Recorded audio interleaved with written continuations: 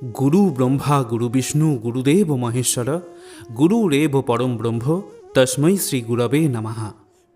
গুরুই হলেন ব্রহ্মা, গুরুই হলেন বিষ্ণু এবং গুরুদেবী হলেন মহেশ্বর। গুরুই হলেন সাক্ষাৎ পরম ব্রহ্ম। গুরুই হলেন এই জগতের স্রষ্টা। হিন্দু সংস্কৃতিতে গুরুকে সর্বদা ঈশ্বরের সমান বলে মনে করা হয়েছে। গুরু পূর্ণিমা বা ব্যাস পূর্ণিমা হল আমাদের গুরু পরম্পরার প্রতি কৃতজ্ঞতা প্রকাশ করার একটি দিন। এটি ভগবান বেদব্যাসের জন্মজয়ন্তীর শুভ দিন। আষাঢ় মাসের শুক্লপক্ষের পূর্ণিমা তিথিতে গুরু পূর্ণিমা পালন করা হয়ে থাকে। এই পূর্ণিমাকে আষাঢ় পূর্ণিমা বলা হয়। এই তিথিতে জন্মগ্রহণ করেছিলেন বেদব্যাস, তাই এটি ব্যাস জয়ন্তী নামেও পরিচিত। গুরু পূর্ণিমা পালন করলে ব্যক্তির জীবন সুখ ও সমৃদ্ধিতে ভরে ওঠে। এই তিথিতেই গুরু আরাধনার মাহাত্ম্য রয়েছে। আজ 11ই শ্রাবণ, 29শে জুলাই বুধবার। আজকের দিনই পালন করা হচ্ছে 2026 সাল বা 1433 বঙ্গাব্দের গুরু পূর্ণিমার ব্রত। আজকের এই ভিডিওতে আমরা জানব গুরু পূর্ণিমার এই বিশেষ দিনটিকে কিভাবে পালন করা প্রয়োজন এবং সবথেকে গুরুত্বপূর্ণ এই দিনটিকে কেন এত মাহাত্ম্য দেওয়া হয়। নমস্কার বন্ধুরা, সনাতন বার্তা ইউটিউব চ্যানেলের একটি নতুন ভিডিওতে আপনাকে আরও একবার স্বাগত জানাই। ভারতীয় সংস্কৃতি, সনাতন ধর্ম, দেবদেবীর আলোচনা এবং ভগবান শ্রীকৃষ্ণের বাণীর প্রচার আমাদের এই চ্যানেলের মূল বিষয়বস্তু। আমি আশা করব এই ভিডিওটি দেখে আপনারা সমৃদ্ধ হবেন। তাহলে চলুন দেরি না করে বিস্তারিত আলোচনায় প্রবেশ করা যাক। পূর্ণিমা তিথি শুরু হয়েছে গতকাল মঙ্গলবার সন্ধ্যা 6টা 6 থেকে, যা থাকবে আজ বুধবার রাত্রি 7টা 40 পর্যন্ত। তাই উদয়া তিথি মেনে গুরু পূর্ণিমার ব্রত পালন করতে হবে আজ বুধবার দিন। যারা এই দিন গুরুর উদ্দেশ্যে পূজা নিবেদন করবেন তাদের জন্য পূজার শুভ সময় থাকছে সকাল 9টা 33 থেকে দুপুর 2টা 12 পর্যন্ত। শ্রোতা বন্ধুরা, এবারে আমি আপনাদের বলবো এই গুরু পূর্ণিমার মাহাত্ম্য প্রসঙ্গে। এই বিষয়টি অবশ্যই গুরু পূর্ণিমা পালন করার পূর্বে সকলেরই জেনে রাখা প্রয়োজন। আমাদের হিন্দু সনাতন ধর্মে গুরুকে সবার প্রথমে স্থান দেওয়ার রীতি রয়েছে। গুরুকে ঈশ্বরের সমান বলে মনে করা হয়। কিন্তু এখানে প্রশ্ন হলো, কেন এই দিনটিকে গুরু পূর্ণিমার বিশেষ দিন হিসাবে বেছে নেওয়া হলো? গুরু পূর্ণিমা বলতে প্রথমেই যার কথা বলতে হয় তিনি হলেন মহর্ষি ব্যাসদেব। এই পবিত্র তিথিতে তিনি জন্মগ্রহণ করেছিলেন, সেই জন্য একে ব্যাস পূর্ণিমা বা ব্যাস জয়ন্তীও বলা হয়ে থাকে। পুরাণ থেকে জানা যায় গুরু পূর্ণিমার এই বিশেষ দিনটি মহর্ষি বেদব্যাসের জন্মতিথি হিসাবে পালন করা হয়।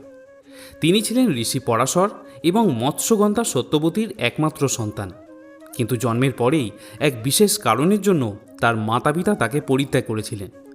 কিন্তু পরবর্তীকালে তিনি মহাশক্তিশালী ঋষিতে পরিণত হন। আমাদের হিন্দু শাস্ত্রে যে 4টি বেদের উল্লেখ পাওয়া যায়, অর্থাৎ ঋক, সাম, যজু এবং অথর্ববেদ, এই 4টি বেদের সম্পাদনা এবং পরিমার্জনা করেছিলেন ঋষি বেদব্যাস। এছাড়াও তিনি 18টি পুরাণ রচনা করেছিলেন এবং এর পাশাপাশি আমরা বেদব্যাসকে মহাভারতের রচয়িতা হিসাবে সকলেই জানি। উত্তরাখণ্ডের মানা নামক এক গ্রাম, যাকে ভারতের শেষ গ্রাম নামে অভিহিত করা হয়েছে, এই গ্রামের একটি বিশাল পাথরের গুহা রয়েছে, যেখানে নাকি 1000 বছর আগে মহর্ষি বেদব্যাস বাস করতেন। অনেকেই বিশ্বাস করেন যে এই গুহাতে বসেই তিনি মহাভারত রচনা করেছিলেন, আর ভগবান গণেশ তাকে মহাভারত রচনায় সাহায্য করেছিলেন এই গুহাতেই। এই মহাপবিত্র দিনে মহর্ষি ব্যাসদেব পিতা পরাশর এবং মাতা সত্যবতীর ঘরে জন্মগ্রহণ করেন এবং গুরু পূর্ণিমার এই দিনটিকেই তারই জন্মজয়ন্তী হিসাবে পালন করা হয়ে থাকে। শুধু তাই নয়, গুরু পূর্ণিমার এই পবিত্র দিনে গৌতম বুদ্ধ বোধিসত্ত্ব বা পরম জ্ঞান লাভ করেছিলেন এবং পরবর্তীকালে সারনাথে তার শিষ্যদের প্রথম উপদেশ প্রদান করেছিলেন। আবার অন্যদিকে হিন্দু পুরাণ থেকে জানা যায় যে ভগবান শিব আদি যোগী থেকে আদি গুরুতে রূপান্তরিত হয়েছিলেন এই পবিত্র পূর্ণিমা তিথিতেই। আজ থেকে কয়েক হাজার বছর আগে বছরের ঠিক এমনই সময় দেবাদিদেব মহাদেব সপ্তর্ষির 7 জন ঋষিকে মহাজ্ঞান প্রদান করেছিলেন আজকের এই তিথিতেই। এর পাশাপাশি জৈন ধর্মের ভগবান মহাবীর এই পবিত্র পূর্ণিমা তিথিতেই তার শিষ্যদের উদ্দেশ্যে পরম জ্ঞান প্রদান করেছিলেন। সুতরাং শ্রোতা বন্ধুরা, আপনারা বুঝতেই পারছেন যে বিভিন্ন দিক থেকে এই গুরু পূর্ণিমা বা ব্যাস পূর্ণিমা যথেষ্ট গুরুত্ব বহন করে। বন্ধুরা, এবার আমি আপনাদের বলবো এই গুরু পূর্ণিমার দিন পালনীয় বিধি এবং উপাচার প্রসঙ্গে। গুরু পূর্ণিমার দিন সবথেকে যেটি গুরুত্বপূর্ণ কাজ সেটি হলো গুরুকে পূজা করা, গুরুর প্রতি যথেষ্ট সম্মান এবং শ্রদ্ধা নিবেদন করা। পবিত্র সনাতন ধর্ম আমাদের শেখায় যে প্রত্যেকটি মানুষের প্রথম গুরু হলেন তার মাতা এবং পিতা। তাই গুরু পূর্ণিমার দিন সবার প্রথমে যাকে সম্মান ও শ্রদ্ধা নিবেদন করা উচিত তারা হলেন আমাদের মাতা এবং পিতা। তাই গুরু পূর্ণিমার দিন খুব সকাল সকাল স্নান পর্ব সেরে নিন এবং তারপর আপনার মাতা পিতাকে প্রণাম করে আপনার সাধ্য এবং সামর্থ্য অনুযায়ী তাদের কিছু উপহার বস্তু প্রদান করুন। এটা আমরা সকলেই বিশ্বাস করি যে মাতা পিতার আশীর্বাদ ভিন্ন আমরা জীবনে কোনো সাফল্য অর্জন করতে পারি না। তাই জীবনের প্রথম গুরু মাতা পিতাকে এই দিন সবার প্রথমে শ্রদ্ধা এবং সম্মান প্রদর্শন করুন। যদি মাতা পিতা জীবিত না থাকেন তাহলে এই দিন মাতা পিতার ছবিতে অবশ্যই একটি ফুলের মালা নিবেদন করুন এবং তাদের ভক্তি ভরে প্রণাম করুন। দ্বিতীয় যে বিষয়টির কথা বলবো তা হলো, যদি আপনি দীক্ষিত হয়ে থাকেন বা যার কাছ থেকে আপনি জীবনে প্রতিনিয়ত চলার শিক্ষা পেয়ে থাকেন, সেই গুরু বা শিক্ষকের উদ্দেশ্যে কিছু শ্রদ্ধার্ঘ্য নিবেদন করুন এবং তার কাছ থেকে আশীর্বাদ প্রার্থনা করুন। বন্ধুরা, যদি আপনার কোনো গুরু নাও থাকে তাহলে আপনি যাকে নিজের ইষ্ট দেব বা দেবী মনে করেন, অর্থাৎ যাকে আপনি মনে মনে বিশ্বাস করেন, তার পূজা এই দিন অবশ্যই করবেন। যেমন আমাদের মধ্যে অনেকেই দেবাদিদেব মহাদেবের ভক্ত, আবার অনেকেই আমরা আছি যারা ভগবান শ্রীকৃষ্ণের ভক্ত। অর্থাৎ আপনি যে দেবতাকে নিজের ইষ্ট দেবতা মনে করেন বা যাকে মনে মনে ভালোবাসেন তার পূজা আজকের দিনে অবশ্যই সম্পাদন করুন। তার উদ্দেশ্যে শ্রদ্ধাসহ পূজা নিবেদন করুন। পারিবারিক সমৃদ্ধি এবং কল্যাণের জন্য এদিন অনেকেই ভগবান নারায়ণ এবং মা লক্ষ্মীর পূজা করে থাকেন। মনে করা হয় এই দিন মা লক্ষ্মীর পূজা করা অত্যন্ত শুভ ফল প্রদানকারী। এছাড়াও গুরু পূর্ণিমার দিন ভগবান বিষ্ণুর সন্তুষ্টি বিধানের উদ্দেশ্যে বিষ্ণুর সহস্র নাম পাঠ করা বা শ্রবণ করার বিধান দেওয়া হয়। এই বছর যেহেতু গুরু পূর্ণিমার দিন থেকেই শ্রী বিষ্ণুর চতুর্মাস শুরু হচ্ছে, তাই এই কাজটি পারলে অবশ্যই করবেন।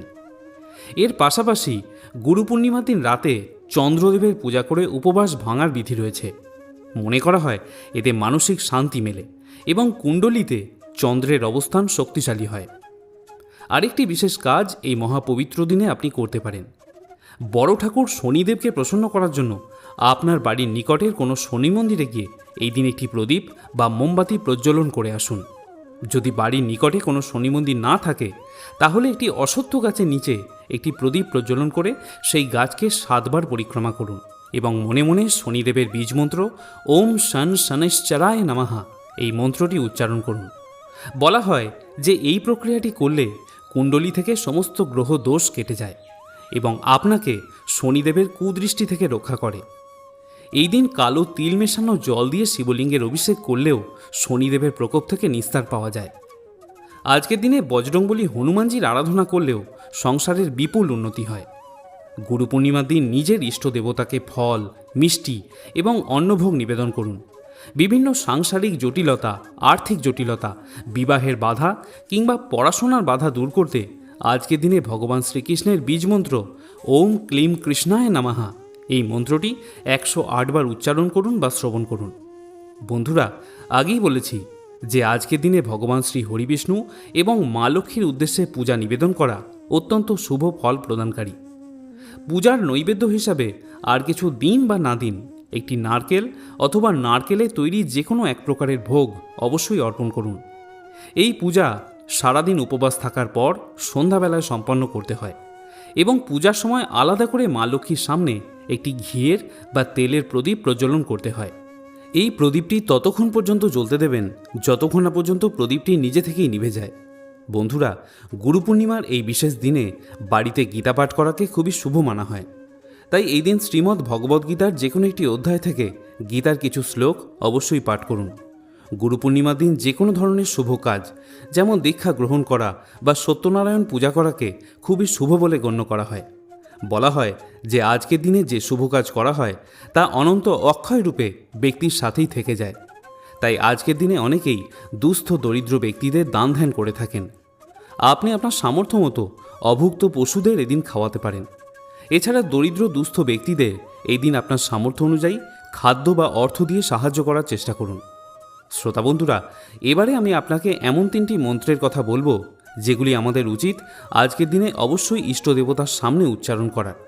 মন্ত্রগুলি হল ওম অখণ্ডমণ্ডলাকারম ব্যাপ্তম যেন চরাচরম তৎপদম দর্শিতম যেন তস্मै শ্রী গুরবে নমঃ।